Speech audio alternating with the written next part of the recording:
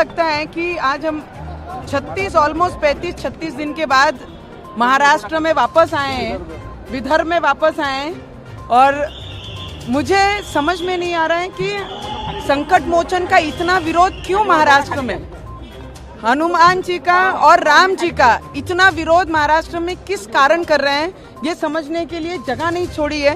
क्योंकि दिल्ली में हमने रैली निकाली, हमने आरती की, हनुमान चालीसा पढ़ा, वहाँ पे सिक्योरिटी भी दी गई, सिक्योर भी किया गया और राम भक्त भी साथ में सब आए।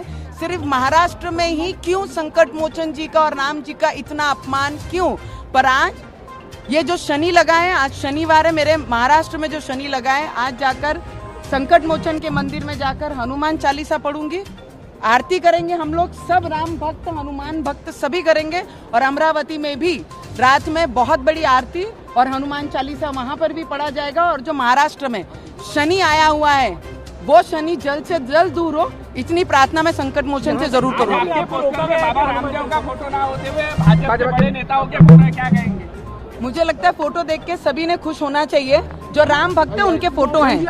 नमस्कार दोस्तों, मैं हूं आपके साथ साक्षी और आप देख रहे हैं नेक्स्ट 9 लाइव। आज के प्रोग्राम में हम बात करेंगे नवनीत राणा की। जी हां, कई दिनों से नवनीत राणा लगातार चर्चा में है। जब से नागपुर में उन्होंने जाकर हनुमान चालीसा का पाठ पढ़ना शुरू किया, सुंदरकांड का पाठ करना शुरू किया, उसी बीच और ज्यादा चर्चाओं में वो बच चुकी है। अब वो पहुंच गई है अमरावती और अमरावती जाकर दूध से उनका स्नान कराया गया है। जी हाँ, हनुमान जी की भक्त बताई जाने वाली नवनीत राणा दंपत्ति का दूध से स्नान कराया गया, जिसके बाद वो अमरावती से जब लौटी तो वहां पर उन्होंने शुरू कर दिया अब दूसरे जो हनुमान चालीसा का पाठ करने के लिए अब दूसरी जगह वो क्या लेने वाली उसके बारे में उन्होंने बताना शुरू किया।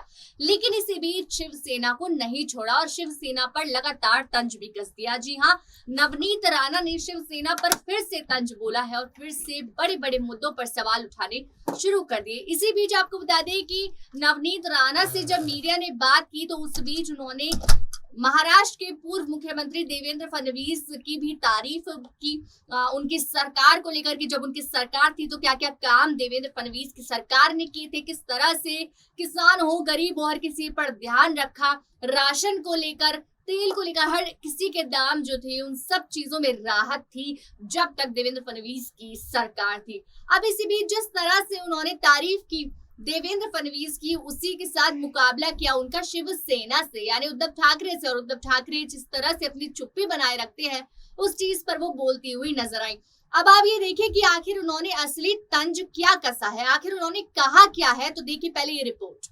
नवनीत राणा जिस तरह से लगातार शिवसेना को लेकर तंज कस रही हैं, हनुमान चालीसा का पाठ कर लगातार शिवसेना को धमकी दे रही है। इसी बीच महाराष्ट्र में हनुमान चालीसा को लेकर मचे हंगामे के बीच अमरावती के सांसद नवनीत राणा ने शनिवार को नागपुर में हनुमान चालीसा का पाठ किया था। इस दौरान उनके पति रवि राणा भी मौजूद रहे। इससे पहले सीएम उद्धव ठाकरे पर तंज कसते हुए नवनीत ने कहा कि महाराष्ट्र में शनि आ गया है, इसलिए वो सुबह की मुक्ति के लिए हनुमान चालीसा पढ़ेंगी। पत्रकारों से बात करते हुए नवनीत राणा ने बिना किसी का नाम लिए कहा कि वक्त आ गया है कि महाराष्ट्र में शनि को जाना चाहिए।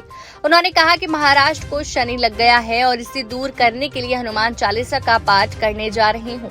नवनीत राणा ने कहा कि शनिवार और उस दिन शनिवार था और साथ ही कहा कि महाराष्ट्र में शनि को भी चले जाना चाहिए। सांसद नवनीत राणा और पति रवि राणा ने शनिवार को रामनगर के प्रसिद्ध मंदिर में हनुमान चालीसा का पाठ और आरती की। हालांकि पुलिस ने एनसीपी को भी इसी जगह पर हनुमान चालीसा का पाठ करने की अनुमति दी। राणा दंपत्ति से पहले एनसीपी को समय दिया गया है। राणा दंपत्ति ने चालीसा पाठ के साथ एयरपोर्ट से लेकर रामनगर तक बाइक रैली की अनुमति मांगी थी, जिसे पुलिस ने विभाग ने ठुकरा दिया था। राणा दंपत्ति को कुछ शर्तों के साथ हनुमान चालीसा का पाठ करने की अनुमति दी गई थी। परिसर के बाहर समर्थकों समेत लोगों की भीड़ पर पाबंदी लगाई गई थी।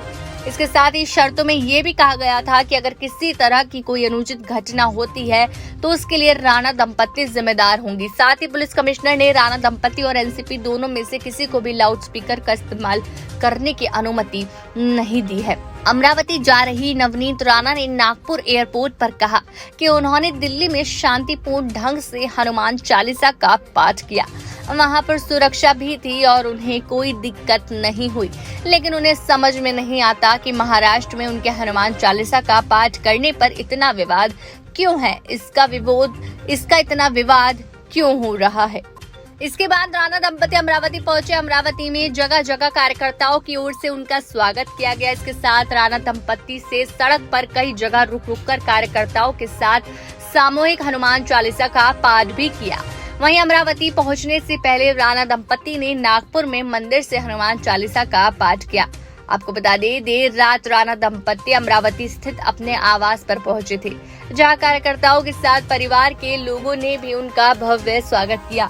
पहले उनके स्वागत कार्यक्रम में दुग्ध स्नान शामिल नहीं थी, लेकिन बाद में परिजनों की ओर से इसे जोड़ा गया। राणा दंपति का दूध स्नान पूरे वैदिक रीति रिवाज से रात 11 बजे से 12 बजे तक चला।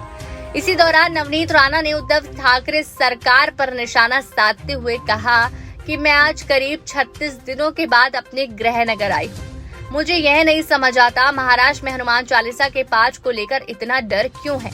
हमने दिल्ली में हनुमान चालीसा का पाठ किया, वहाँ हमें सरकार की तरफ से सुरक्षा भी दी गई और बड़ी संख्या में राम भक्तों के जुड़ने को किसी को भी कोई आपत्ति भी नहीं थी। तो फिर महाराष्ट्र में राम भक्तों का इतना अपमान क्यों किया जाता है? क्या उद्धव ठाकरे किस बात का बदला लेने जा रहे हैं?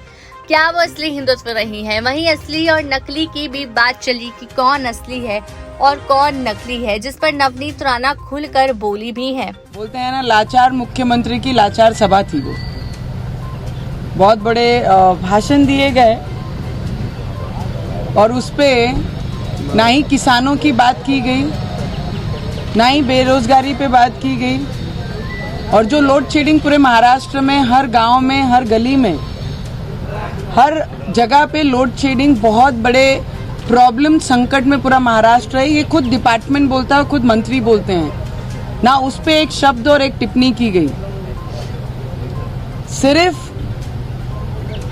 दूसरों के ऊपर बोलने के लिए वो सभा ली गई थी। 2.5 साल के डिस्ट्रिक्ट में गए ना मंत्रालय। 2.5 साल मुख्यमंत्री कार्यालय में तो गए नहीं। एक दौरा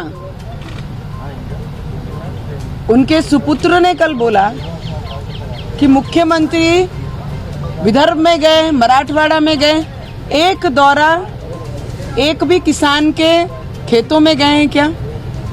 बेरोजगारी के लिए कितनी मीटिंग्स, कितने डिसीजन ये सरकार ने और मुख्यमंत्री ने लिए, उन्होंने बताना चाहिए। और एक वीडियो, मैं ज्यादा वीडियो नहीं मांग रही। विदर्भ में कौन से गांव में, कौन से क्षेत्र में घूमे, कौन से सब्जेक्ट के लिए घूमे, वो एक वीडियो उन्होंने जाहिर करना चाहिए। किसानों के बारे में तो कोई तकलीफ की एक शब्द बात नहीं की गई। किसानों की परिस्थिति आज क्या है? बेरोजगारी पर एक शब्द बोले नहीं कि इतने रोजगार देने के लिए, हम हाथों को रोजगार देने के लिए ये सरकार बनी है।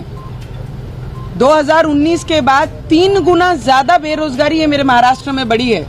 इसका डाटा उनके डिपार्टमेंट ने और मुख्यमंत्री ने देना चाहिए। कितने युवकों को, कितने बेरोजगार हाथों को उन्होंने रोजगार दिया, ये बताना चाहिए उन्होंने। वो बोलते हैं हाथों को रोजगार दिया, कौन से हाथों को रोजगार दिया? 3 गुना ज्यादा बेरोजगारी देवेंद्र फडणवीस की सरकार के बाद महाराष्ट्र में 3 टाइम ज्यादा बेरोजगारी महाराष्ट्र में बढ़ी है। और कल संभाजी महाराज की दिन था, अभिवादन जयंती थी, अभिवादन करना का दिन था। और औरंगजेब के कब्र पे जाकर जिन्होंने फूल चढ़ाए, पूरी महाराष्ट्र की एक, उन्होंने इलेक्शन के पहले कहा था कि औरंगाबाद का नाम हम संभाजी नगर रखेंगे।